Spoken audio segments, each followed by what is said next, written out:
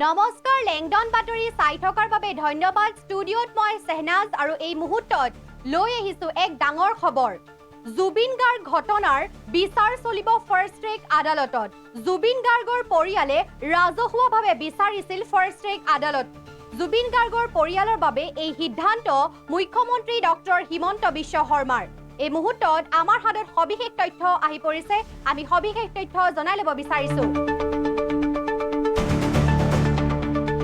এই মুহূৰ্তত জনাই গৈছো এটা গুৰুত্বপূৰ্ণ খবৰ জুবিন গাৰ্গ ঘটনাৰ বিচাৰ চলিব ফাৰ্ষ্ট ট্ৰেক আদালতত জুবিন গাৰ্গ ঘটনাৰ বিচাৰ চলিব ফাৰ্ষ্ট ট্ৰেক আদালতত জুবিন গাৰ্গ ঘটনা ডে টু ডে ট্ৰায়েলৰ বাবে চৰকাৰে জনাব আবেদন গুৱাহাটী উচ্চ ন্যায়ালয়ৰ মুখ্য ন্যায়াধীশ ফাৰ্ষ্ট ট্ৰেক আদালতত গঠনৰ বাবে জনাব আবেদন জুবিন গাৰ্গৰ পৰিয়ালে ৰাজহুৱাভাৱে ফাৰ্ষ্ট ট্ৰেক আদালতত বিচাৰিছে পৰিয়ালে বিচৰা বাবে ফাৰ্ষ্ট ট্ৰেক কোৰ্ট গঠন কৰিবলৈ সিদ্ধান্ত গ্ৰহণ মুখ্যমন্ত্ৰী গুৱাহাটী উচ্চ ন্যায়ালয়ে এগৰাকী ন্যায়াধীশ দিব গুৱাহাটী উচ্চ ন্যায়ালয়ে দিব গাইডলাইন চৰকাৰে সকলো ধৰণে সহায় কৰিব ঘটনাৰ বিচাৰ প্ৰক্ৰিয়াত জুবিন গাৰ্গ ঘটনাৰ বিচাৰ প্ৰক্ৰিয়াক লৈ মুখ্যমন্ত্ৰীৰ ডাঙৰ ঘোষণা জুবিন গাৰ্গ ঘটনাৰ বিচাৰ চলিব ফাৰ্ষ্ট ট্ৰেক আদালতত জুবিন গাৰ্গৰ পৰিয়ালে ৰাজহুৱাভাৱে ফাৰ্ষ্ট ট্ৰেক আদালত বিচাৰিছে পৰিয়ালে বিচৰা বাবে ফাৰ্ষ্ট ট্ৰেক কোৰ্ট গঠন কৰিবলৈ সিদ্ধান্ত গ্ৰহণ মুখ্যমন্ত্ৰীৰ গুৱাহাটী উচ্চ ন্যায়ালয়ৰ মুখ্য ন্যায়াধীশৰ ফাৰ্ষ্ট ট্ৰেক আদালতত গঠনৰ বাবে জনাব আবেদন পৰিয়ালে বিচৰাৰ বাবে ফাৰ্ষ্ট ট্ৰেক কোৰ্ট গঠন কৰিবলৈ সিদ্ধান্ত গ্ৰহণ মুখ্যমন্ত্ৰীৰ গুৱাহাটী উচ্চ ন্যায়ালয়ে এগৰাকী ন্যায়াধীশ দিব জুবিন গাৰ্গৰ ঘটনাৰ বিচাৰ চলিব ফাৰ্ষ্ট ট্ৰেক আদালতত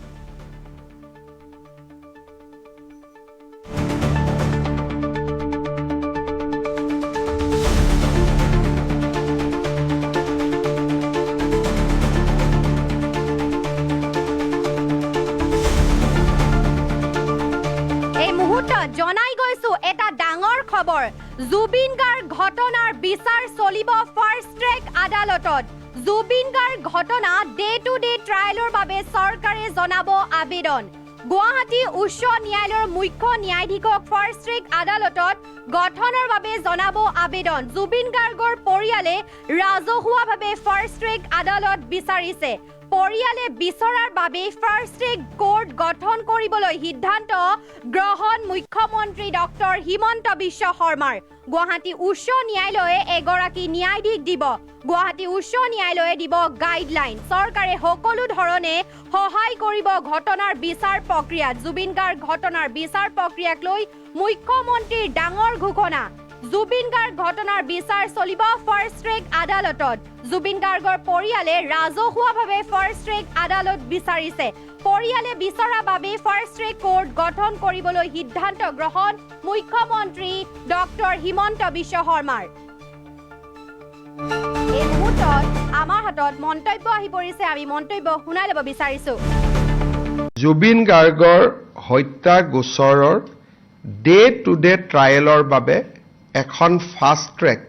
অব্লিক এক্সক্লুচিভ কোৰ্ট এখন গঠন কৰি দিবৰ বাবে আজি কেবিনেটে গুৱাহাটী উচ্চ ন্যায়ালয়ক অনুৰোধ কৰিবৰ বাবে কেবিনেটে আজি সিদ্ধান্ত লৈছে কেবিনেট সিদ্ধান্ত আমি গুৱাহাটী উচ্চ ন্যায়ালয়ৰ মুখ্য ন্যায়াধীশক অৱগত কৰিম আৰু পৰৱৰ্তী কাৰ্যসূচী বা পৰৱৰ্তী ব্যৱস্থা গুৱাহাটী উচ্চ ন্যায়ালয়ৰ মুখ্য ন্যায়াধীশ গৰাকীয়ে গ্ৰহণ কৰিব এটা আমি ইয়াত নিশ্চিতভাৱে উল্লেখ কৰিম যে এই গোচৰ আৰম্ভ হোৱাৰ পিছত ইউজুৱেলি হত্যা গোচৰত কোনোবা এজন অভিযুক্ত হ'লেও আদালতে বিচাৰ চলি থাকিলে ৩-৪ মাহত অভিযুক্তসকলক জামিন দিয়ে কিন্তু বৰ্তমানৰ যিখন কোৰ্টত এই গোচৰটো চলি আছে আমি দেখা পাইছো যে বৰ্তমানৰ ন্যায়াধীশ গৰাকীয়ে এজন অভিযুক্তক আজিলৈকে বেল দিয়া নাই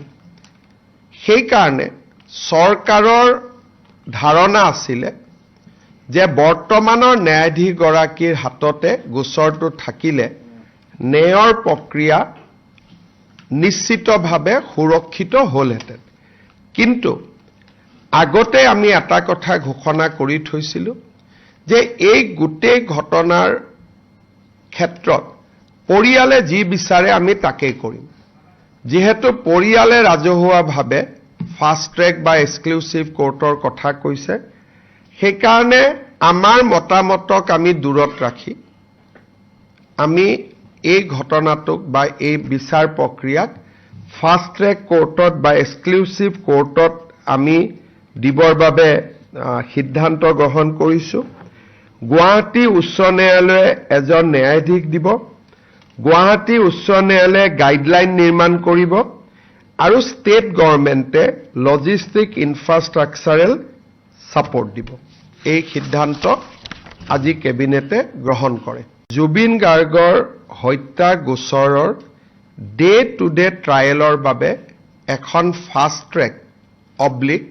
এক্সক্লুচিভ কোৰ্ট এখন গঠন কৰি দিবৰ বাবে আজি কেবিনেটে গুৱাহাটী উচ্চ ন্যায়ালয়ক অনুৰোধ কৰিবৰ বাবে কেবিনেটে আজি সিদ্ধান্ত লৈছে।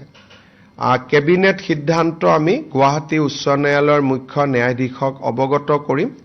আৰু পৰৱৰ্তী কাৰ্যসূচী বা পৰৱৰ্তী ব্যৱস্থা গুৱাহাটী উচ্চ ন্যায়ালয়ৰ মুখ্য ন্যায়াধীশগৰাকীয়ে গ্ৰহণ কৰিব। এটা আমি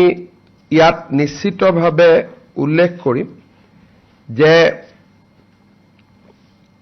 এই গোচৰ আৰম্ভ হোৱাৰ পিছত